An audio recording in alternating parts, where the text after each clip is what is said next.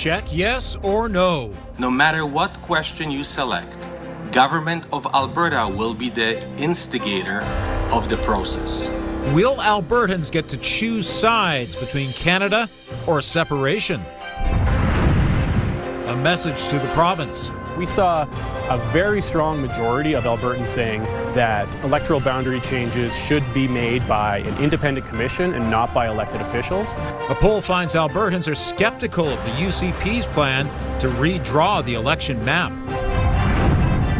And vote of confidence. Somewhat surprising given the level of geopolitical uncertainty and the amount of volatility in the energy market. Calgary businesses feeling a bit more bullish. CTV Calgary, local breaking news with Ian White. Good afternoon. Another snag in the Alberta separation referendum debate as the committee debating its future devolved into chaos. A UCP media release said the Forever Canadian petition would be referred to a referendum this fall, while a bipartisan committee was still debating the issue. Tyson Fedora joins us live. And Tyson, the UCP were on track to have Albertans vote on separation this fall. But Ian now was interrupted by that media release from the UCP that a UCP motion had been debated and voted on before debate had even wrapped up. And that motion was to recommend that Thomas Lukaszik's petition question, do you agree that Alberta should remain a part of Canada, be part of the October 19th referendum? The UCP did attempt to retract the press release this afternoon and explain that it was sent in error, but the minority NDP members complained that the entire process was a sham. Then, as the meeting went longer than the scheduled time, there was no unanimous consent to extend it, so no vote was ever held on what to do with the petition. Whenever the committee reconvenes, it's expected the question will be referred to the Lieutenant Governor and put on a ballot in October alongside the 9 other questions, but the Premier and her government could always add a question before then. Lukaszik's Forever Canadian group gathered more than 400,000 signatures. He says that his question is not constitutional, rather policy-driven, and wanted a vote on remaining in Canada to take place in the legislature, not a public vote. The UCP, however, says he wanted a referendum all along. If you decide to put forward a question on breaking up Canada to a referendum, be aware of the following. No matter what question you select, Government of Alberta will be the instigator of the process. Now, this comes as changes are also coming to the Smith government as 2 high-profile ministers are out. Finance Minister Nate Horner and Minister of Hospital and Surgical Health Services Matt Jones will resign from cabinet tomorrow. Neither is seeking re-election next year, and both were recently critical of the Premier potentially bringing forward a separatist referendum. Ian? Okay, thank you, Tyson. Meantime, a new poll shows the majority of Albertans believe the government is redrawing electoral maps to improve its chances in the next election. That's according to a survey by Probe Research on the new approach the United Conservatives are taking with the boundary changes. Last month, the government voted to scrap recommendations from an independent panel and instead strike a UCP-led committee to come up with new maps. The opposition NDP accuses the UCP of rigging the ridings to their benefit. The poll results also show more than 2/3 of Albertans agree boundaries for urban ridings should stay within city limits. We saw a very strong majority of Albertans saying that electoral boundary changes should be made by an independent commission and not by elected officials. And that crossed partisan boundaries too, which you often don't see in public opinion research. The online poll surveyed nearly 1,500 Albertans and has a margin of error of plus or minus 2.5, 19 times out of 20. The province is now looking for a current or retired Alberta judge to lead the Boundary Review Committee. Warning, some images in our next story may be disturbing to some viewers. A brutal assault at a southern Alberta school left one young girl with part of her lip bitten off. RCMP responded to Siksika High School last Thursday. A fight resulted in serious injuries to one girl, and 2 other students were taken into custody and charged. The mother of one of the teens says her daughter was bullied, beaten, and had to get surgery to have part of her bottom lip reattached. Ashley Brass says her daughter has several hospital visits ahead, and her injuries will take more than a year to heal. You never want to see your kids hurt, and every day I pray for my children, and just to see that happen to them, it was almost eye-opening and just life-changing. Like, I can't put it into other words. A 16-year-old girl faces charges of aggravated assault and assault with a weapon, while a 15-year-old boy is charged with assault. They cannot be named because they're underage. Alberta's police watchdog has concluded that no offense was committed when a Calgary police dog bit a 9-year-old girl, leaving her with several injuries. In February of 2025, an officer released his dog from its leash to chase a stolen vehicle suspect who was on foot in Erin Woods. The dog lost sight of the suspect in a backyard and continued running into a green space. That's where the dog chased and bit the girl, leaving her with 5 puncture wounds in her thigh, scrapes on her shin and cheek, and a cut on her hairline. Images from the Hawks police helicopter and police body cams show the attack. Officers then arrived and called off the dog. ACERT has concluded while the outcome was, quote, serious and extremely unfortunate, there are no reasonable grounds to believe an offense was committed by police. Police have laid a murder charge after a man was found dead this weekend at a Calgary hotel. On Sunday night, officers were called to the Emerald Hotel and Suites on Sunridge Boulevard. They found the body of Jerry Wayne Bull. Today, police charged Kevin Dylan Kashen with second-degree murder. The 37-year-old has a court appearance scheduled for tomorrow.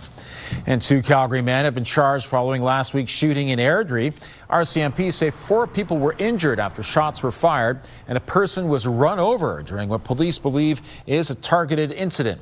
Police say early Friday morning, a minivan was being chased by multiple vehicles. The van was forced off the road and smashed into a tree. That's when bullets started flying. One person was seriously injured while 3 others suffered minor injuries. A number of Calgary sports organizations are giving back this summer with free programs for kids. Cavalry FC and Wild FC will present free youth soccer programs at Peace Park on Sundays starting June 7th and running until the Labor Day weekend. There will also be watch parties for Canada's World Cup games on June 12th, the 18th and the 24th, as well as the World Cup final in July. Athletes say events like this build community. When organizations and community partners come together to create free youth sports programming and World Cup watch parties, this is not just programming. This is belonging being built in real time. It tells young people across Calgary that public spaces are not just spaces to pass through, but spaces to gather, to play, to feel a belonging. And for the second summer in a row, Calgary Surge will offer free basketball clinics Tuesdays, Thursdays, and Saturdays at Century Gardens beginning June 2nd. And I bet right now there's lots of soccer, basketball, baseball going on in the city. How's it looking for them? All of that going on in our family, baseball and soccer, and it's happening, but you have to dress warm for this, and it may be interrupted, just so you know, because it's an active day, as you already know that, because we've already had a lot going on. We've had grapple in the city, we've had rain in the city, and just to the east of the city, we've had thunderstorm activity. Now there are 3 good storm cells south of Medicine Hat. We're getting a bit of a break in most of Calgary right now, but we have the potential of isolated showers and thunderstorm activity through the evening hours. 12 degrees is the temperature right now, so yes, it's a much cooler day and we are below normal, but that's not the case for tomorrow. Tomorrow should be a really beautiful day, kicking off with lots of sunshine, and we will see some clouds start to roll in late in the afternoon, getting up to a high of 18 degrees. That's your 24-hour forecast brought to you by Fifth Avenue Volkswagen. Family owned, community driven. Discover more at Fifth Avenue Volkswagen. Thanks, Danielle. The province has revealed its new design for the Welcome to Alberta signs. 22 new signs will be installed at a cost of $3.5 million. They will line provincial boundaries and the border with the USA and will feature the new provincial slogan, Strong and Free. The province says the old signs have reached the end of their lifespan after 40 years in Alberta's harsh weather. Installation is expected to begin in the fall. It would be a massive pay cut, 40% still ahead, why paramedic firefighters in Lethbridge are being asked to accept lower wages. And someone in Alberta is a big winner with a ticket for more than a $12 million jackpot.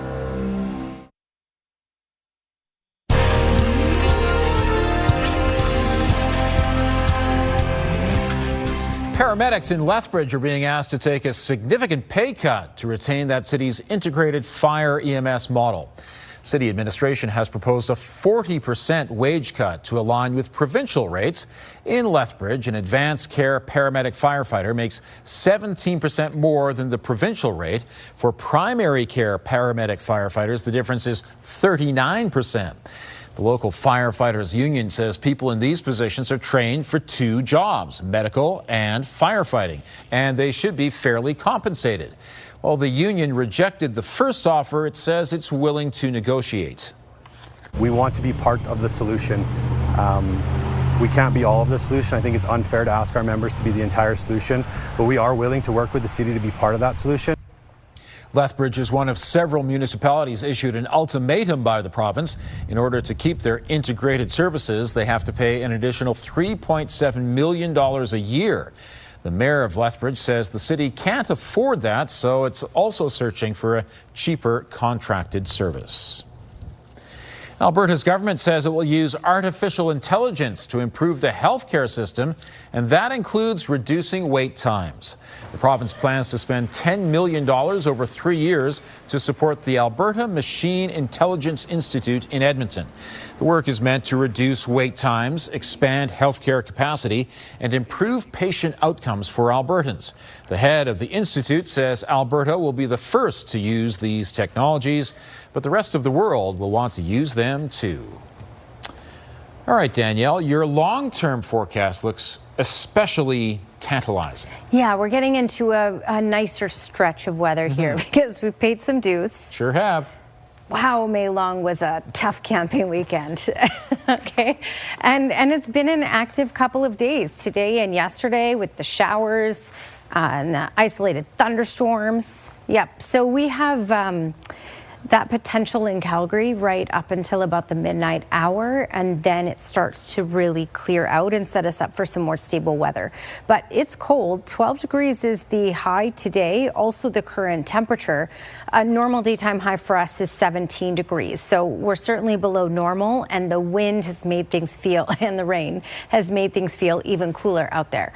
11 is the temperature in Brooks, 12 in Lethbridge, just 5 in Pincher Creek. So overall, every community in southern Alberta is at least a little bit below normal. We've also had, as I just mentioned, a very gusty day. The maximum wind gust in Medicine Hat was 76, 54 for Lethbridge, and we maxed at 61 so far today in Calgary. We likely won't get this high again, but gusts 40, even 50 kilometers per hour for the rest of the evening hours are certainly possible, and then things start to quiet down as the system starts to track off to the east. This system will still impact the southeast right through the overnight hours and into tomorrow morning, but for Calgary and south of Calgary, it starts to quiet down because it tracks off to the east. You can see these nice little cells here south of Medicine Hat. Actual rotation, funnel clouds, for example, possible with some of these cells, especially Medicine Hat over to Champion, Brooks, Drumheller, up to Coronation. This is where the weather statement is in place because of possible rotation, funnel cloud development.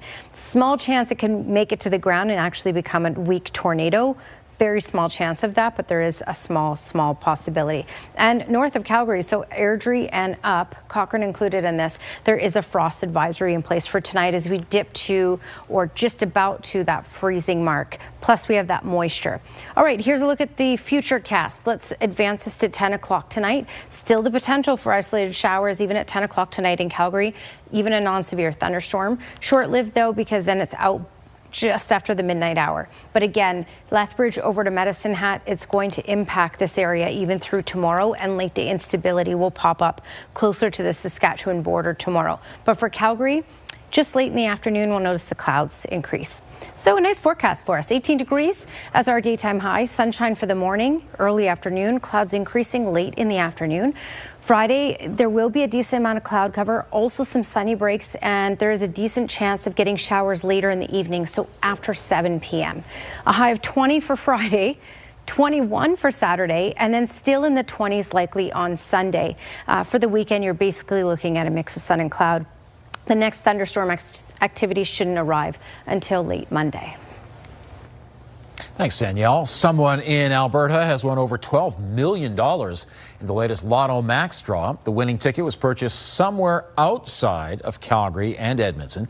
The jackpot was $25 million, but the Western Canada Lottery Corporation says the prize will be shared. That's because there was another winning ticket in Quebec. Winners have 1 year to claim their prize. Calgary businesses are starting to feel a bit more confident coming up where business optimism sits now, plus what the top worry is for the year ahead.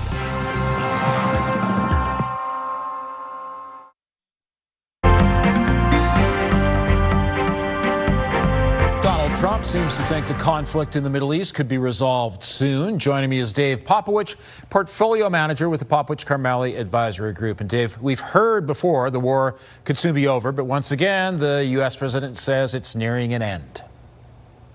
Yeah, Ian, I think you're exactly right. I spoke with Jefferson about this morning when the commentary, had come out pre-market talking about how President Trump felt that this was going to come quickly to an end. And as you said, we've heard it before, and the markets, quite frankly, didn't really respond to it this morning, a much more muted response. But, the one thing, as I said, is you can't discount the president's, he is the president of the United States, his comments, and he reinforced that message throughout the course of the day. And we did see the messaging start to take hold. Oil prices came off sharply today. That brought down inflationary pressure. That brought down bond yields, and it gave equity markets room to run. And we saw a very strong day on North American equity markets, TSX, Dow, S&P, and NASDAQ as a result of it. Maybe we'll see some lower gas prices soon, too. And despite all the things happening in the world, consumers just keep on spending. Well, they do, and there was a number of retailers that have reported this week, and today we got TJX, which owns Marshalls, we got Lowe's, we got Target. And, the message, irrespective of the individual specifics of the companies, the message was pretty consistent among these companies, and that is that consumers are remaining resilient in the face of these high gasoline prices and the inflationary concerns that people have. So, I think that from an economics perspective, given that 70% of economic activity is people like you and me spending, that's an important message that these CEOs are delivering, independent of the individual results from each of those companies. All right, Dave, thanks very much. Bye, Ian. Calgary business confidence rebounded after a 3-year low, but businesses continue to face significant challenges. Business optimism rose 13% from the end of last year to the end of March of 2026, according to a report from the Calgary Chamber of Commerce. That brings business confidence up to 67% from the slump of 54% at the end of the previous quarter, with many worried about supply chain and labor pressures.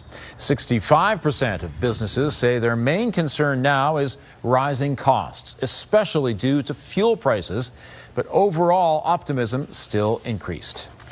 Somewhat surprising given the level of geopolitical uncertainty and the amount of the amount of volatility in the energy market, and the fact that impacts costs right across the board, but also I think speaks to just how challenging of a year 2025 was for a lot of businesses.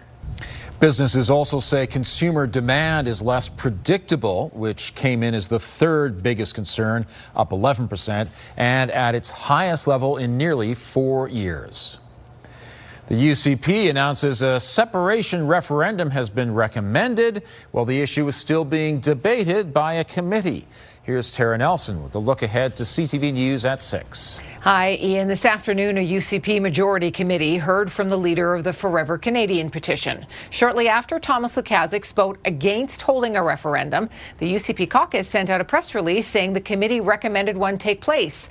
Opposition members are calling it a sham. Coming up at 6, we'll have more reaction. Also ahead, we will have details about when 2 generic versions of Ozempic are set to start arriving in Canadian pharmacies. Join us at 6. Ian. Thank you, Tara. The Time Machinist Theatre production gets underway at the Grand Theatre tomorrow night. The spectacle blends high-flying circus, comedy, and storytelling, taking the audience on a journey through the ages. Organizers say it's similar to Cirque du Soleil with hand-balancing, dance, and trapeze arts. It will be at the theater tomorrow until Sunday. The show is put on by local nonprofit Cirque de la Nuit. Tickets for the 90-minute all-ages production can be purchased at thegrandyyc.ca. Pretty good chance you'll like our weekend forecast. You may even need some sunscreen by then. Right now in Calgary, it's 12 degrees with isolated showers. Danielle has details coming up. You had a very colorful map earlier showing that there's a lot going on. There's a lot going on. Yeah, the radar's busy. It's chilly today. Like, you need some layers on. Yep. I mean, it's not as chilly as May long weekend. Less snow out there.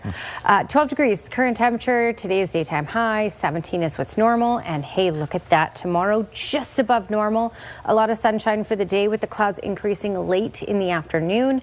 A mix of sun and cloud for Friday. And by Friday in the evening hours, by 7 p.m., we get into the chance of showers. So the day will be nice. Look at that, high of 20, and by Saturday, 21. And it looks like we'll still remain in the 20s even through Sunday and Monday of next week, Ian. Thanks, Danielle. Netflix has such a massive impact on pop culture that its shows are making an appearance somewhere else, in ink on people's bodies. Calgary tattoo artist Alex Chen says he's seeing at least one client a week requesting a tattoo of their favorite character from a Netflix program.